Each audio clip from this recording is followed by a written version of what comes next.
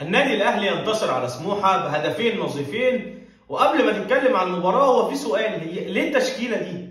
يعني انا ليه بلعب 3-4-3؟ ليه؟ يعني هل انا كورتي حلوه؟ هل انا عندي لعيبه بتقدر تعمل عمليه البناء من تحت كويس؟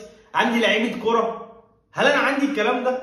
لا، ده انت دفاعك اصلا في الطراوه، دفاعك في الشوربه، نص ملعبك ضايع، التلت الامامي ما تسالنيش فيه، ما اعرفش عنه حاجه.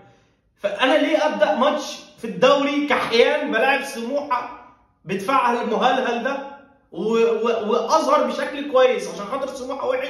اصل اوعى تفتكر ان الاهلي قد بشكل النهارده كويس، هو احلى من الماتشات اللي قبلها.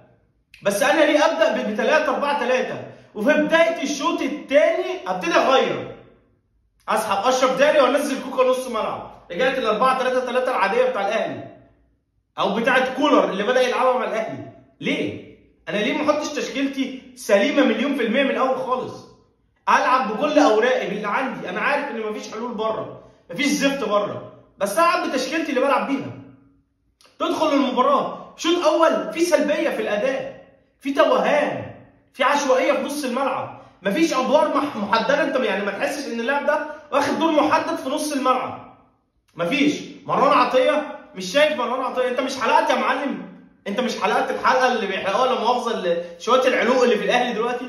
انت وامام وقفشه انتوا عايزين حلاق دلوقتي، بس انت مدير الكره بيلبس البنطلون بكيس فمش هتتكلم مع لاعب بيحلق حلقه زي دي. فنص الملعب اداء عشوائي النهارده، بديلي بامام وقفشه، وقلنا مليون مره امام وقفشه مع بعض. انت ليه مصر ترجع